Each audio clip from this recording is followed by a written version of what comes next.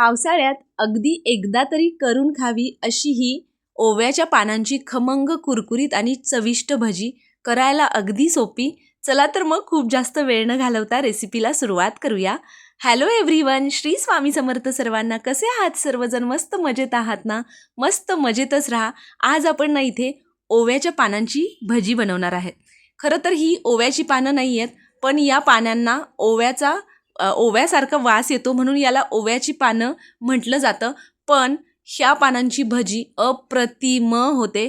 आता ही बाजारात क्वचितच उपलब्ध असतात, क्वचितच मिळतात, पण तुम्ही घरच्या कुंडीमध्ये याचं एखादं रोप लावू शकता. मी ही पानं माझ्या आईच्या इकडून घेऊन आलेली आहे. तर बघा, अशा पद्धतीने स्वच्छ धुवून घ्यायचं आपल्याला. अगदी हलक्या हाताने धुवून घ्यायची आणि त्यानंतर पूर्णपणे यातलं पाणी निथळून घ्यायचं, जेणेकरून आपलं जे पीठ आपण भिजवणार आहे ते या पाण्यामुळे पातळ होणार नाही. त्यामुळे मी स्वच्छ अगदी ही पानं धुवून घेतली आणि त्यानंतर या पद्धतीने त्याला थोडंसं कोरडं करून घेतलं. आता तुम्ही बघू शकता पानं आपली छान स्वच्छ झालेली आहेत, त्याचबरोबर पाणीसुद्धा पूर्णपणे निथळून गेलेलं आहे. आता यासाठी लागणारं पीठ भिजवून घेऊ. त्यासाठी बघा, अर्धी वाटी मी इथे बेसन घेतलेलं आहे. त्यामध्ये घालायचं आहे पाव वाटी तांदळाचं पीठ. तांदळाच्या पिठामुळे हे भजी एकदम कुरकुरीत आणि मस्त खमंग असे लागतात.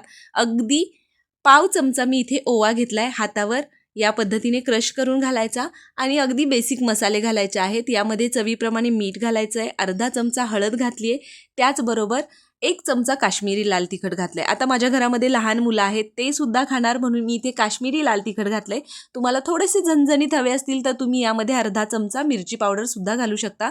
आणि अगदी चिमटीत बसेल एवढा खायचा सोडा घातला आहे. थोडं थोडं पाणी घालून आपल्याला हे पीठ छान एकसारखं असं भिजवून घ्यायचं आहे. खूप जास्त पातळ करायचं नाही, जेणेकरून त्याच्यावर आपल्याला या पिठाचं छान डीप करून कोटिंग करून आपल्याला तळायचे आहे. त्यामुळे खूप जास्त पातळ नाही करायचं आणि खूप घट्टही करायचं नाही.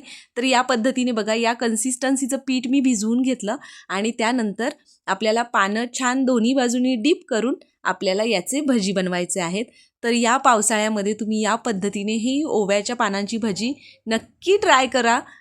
1 नंबर लागतात. त्याचबरोबर खूप आरोग्यदायीसुद्धा आहेत. आपण कांदा भजी किंवा बटाटा भजी नेहमी खात असतो. जर तुम्हाला ही पानं कुठे अवेलेबल असतील तर तुम्ही नक्की या पानांची भजी एकदा खाऊन बघा, तुम्हाला नक्की आवडतील.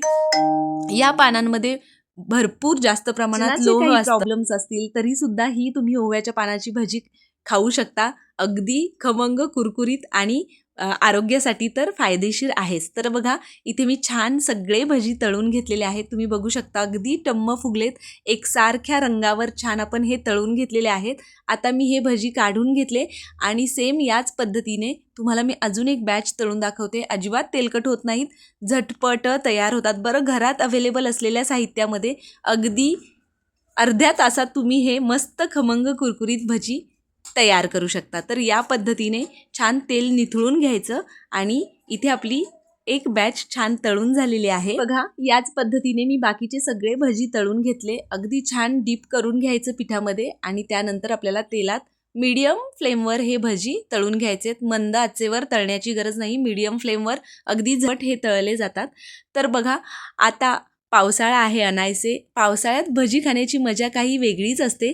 त्यामुळे या पावसाळ्यात तुम्ही या वेगळ्या प्रकारची ओव्याच्या पानांची भजी नक्की ट्राय करू शकता. तुम्हाला नक्की आवडतील. तर या पद्धतीने सगळे भजी तळून झालेले आहेत. हे भजी आणि त्याबरोबर मस्त गरमागरम आलं घातलेला चहा भन्नाट बेत होतो. तर या पद्धतीने तुम्ही नक्की ट्राय करून बघा.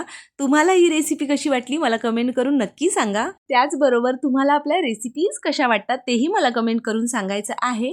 तुम्हाला जर आपल्या रेसिपीज आवडत असतील आणि अजूनही तुम्ही आपल्या चॅनलला, आदिश्री रेसिपी चॅनलला सबस्क्राईब केलेलं नसेल तर लगेच सबस्क्राईब करून घ्या. त्याचबरोबर त्याच्या बाजूला जे बेल आयकॉन आहे ते सुद्धा प्रेस करायला अजिबात विसरू नका, जेणेकरून इथून पुढे येणाऱ्या अशाच नवनवीन आणि छान छान रेसिपीच्या नोटिफिकेशन्स तुम्हाला मिळतील आणि त्या सगळ्या रेसिपी तुम्हाला ट्राय करून बघता येतील.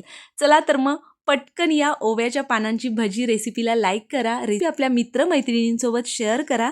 भेटूया अशा एका भन्नाट मस्त खमंग कुरकुरीत रेसिपीसोबत. तोपर्यंत मस्त राहा आणि छान छान रेसिपी ट्राय करून खात राहा. Bye bye.